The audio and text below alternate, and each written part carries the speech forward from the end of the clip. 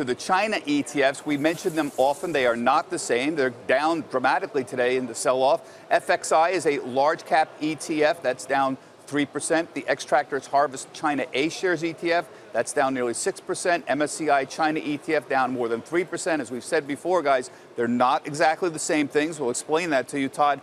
How are you recommending investors should navigate this volatility? You can own A shares, you can own Hong Kong, you can own all sorts of stuff, but should people be owning China now at all with all this trade war dispute? We still think so, yes. We at CFRA are positive on emerging Asia from a macro and a strategy perspective. We again think something will get done. We think the earnings picture is relatively strong there. But you mentioned earlier those different ETFs. FXI has more than half of the assets in financials. MCHI includes technology stocks like Alibaba that are U.S. listed.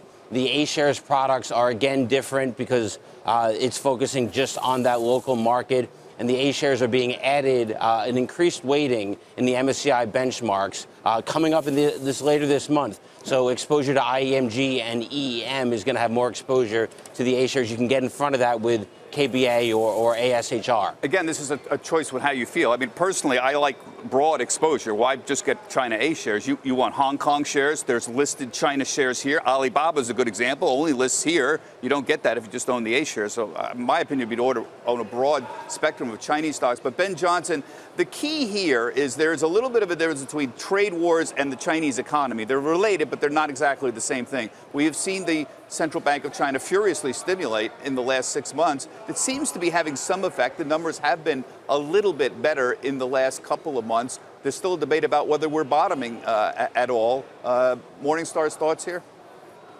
Well, I think most importantly, when you look at the sell-off in Chinese stocks today, you should keep that in perspective and realize that if you own a globally diversified portfolio, just market cap weighted index funds split 60-40 between stocks and bonds, Chinese stocks represent just over 2% of your portfolio.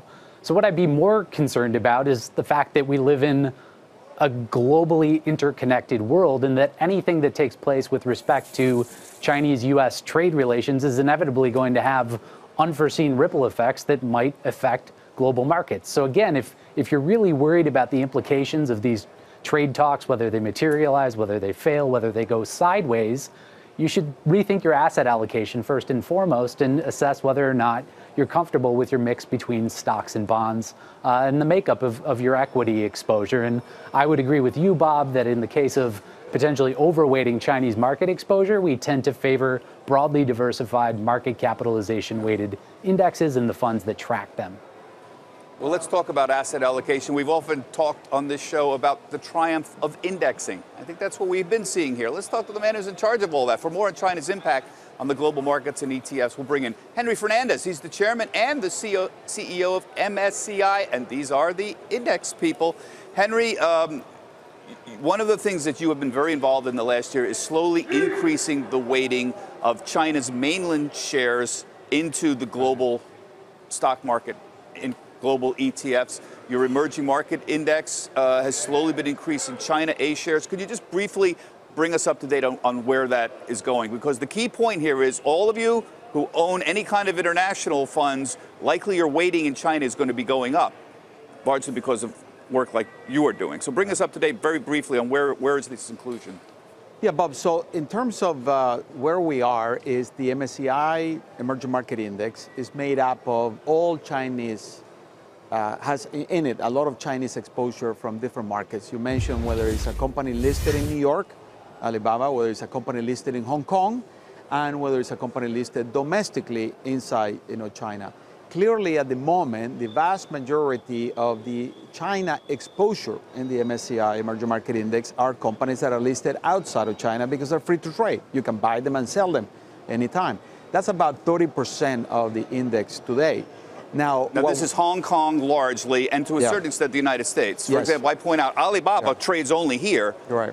You don't get it in Hong Kong. So your index, that what 22%, I guess, would include Hong Kong, 22%, and 8% or more either mainland China and a little bit outside the United States. Your point is A shares, China mainland, the numbers are getting bigger.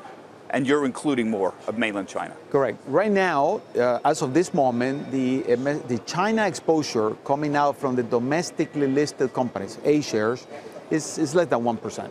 In the MSCI Emerging Market Index. Now, and if it was if it was properly weighted on a global level in terms of market capitalization, the China market is what, 1/5 the size of the U.S. market, something like that. But right. if it was properly weighted, what would those China mainland shares be in a global market index or an emerging market index? What would it be? About 10%. 10%. So China still is dramatically underweight. Your point is the rest of the world, and that's why you feel the need, and the Chinese have been pushing this as well, to include more of their shares, to more fairly represent them. Correctly, but again, to make the point, it's all a question of where the China exposure is listed.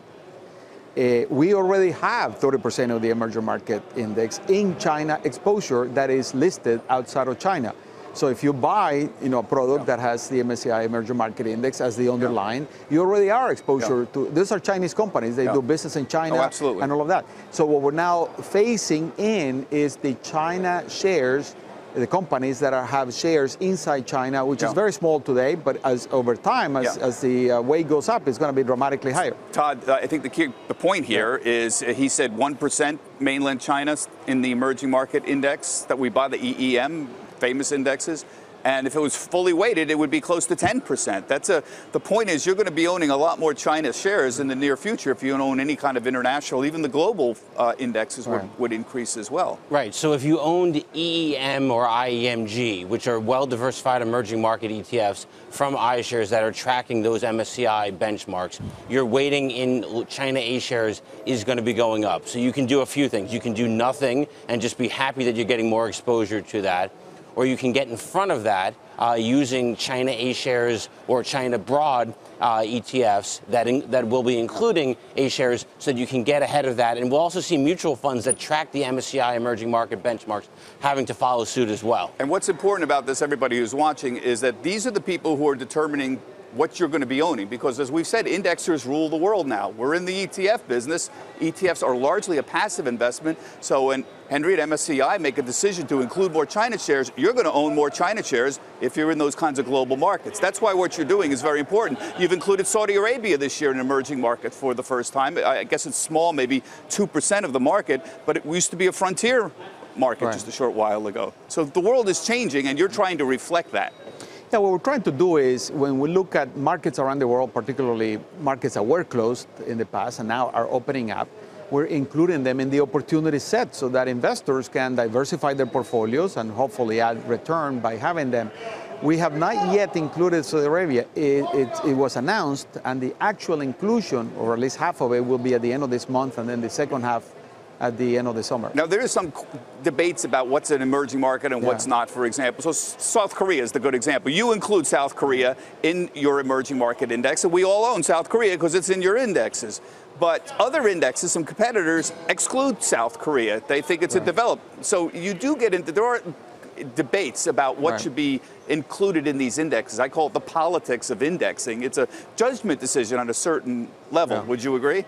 Yeah, correct. In our case, there are certain things that Korea has not yet done to be totally graduated from emerging to developed market, and particularly the availability of the currency trading anywhere in the world. I got to ask you about your stock. MSCI, my heavens, 50% up this year. Probably the best performing financial stock. I don't know this for sure, but in the last 5 years, it's just rocketed up. What's going on here? Why does everybody love MSCI stock all of a sudden? Well, the company is hitting on all cylinders. I mean, the mission of MSCI is to help global investors of all type build better portfolios.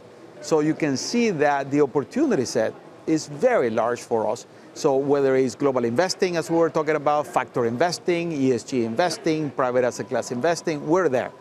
We got to go, but Ben Johnson, you had a great comment to me. You said MSCI is an asset manager that's not really an asset manager, but everybody's buying them like they're an asset manager. Give me 10 seconds on that. Ben, you there? Yeah, I mean, if you think of... Go ahead.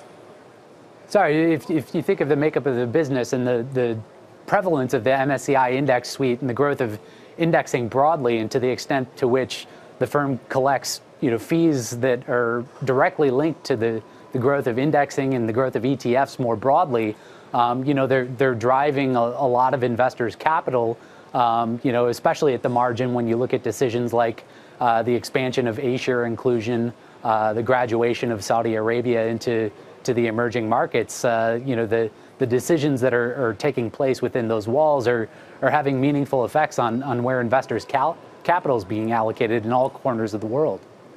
All right, remember, everybody, indexers rule the world, and this is Mr. Index right here. That does it for this week's ETF Edge. We have all the best guests right here. I'm Bob Pisani. My thanks to Henry Fernandez, Ben Johnson, Todd Rosenbluth for joining us today. Thank you for watching. You can find all of our latest videos right here on our website, etfedge.cnbc.com. We'll see you next Monday, same time, same place. Have a good week. Get the ABCs of ETFs with the ETF Edge newsletter, your weekly update on the hottest trends in the nearly $4 trillion market of exchange-traded funds, expert analysis, actionable ideas, and exclusive insight from host Bob Pisani. Sign up now at cnbc.com/ETF Edge newsletter.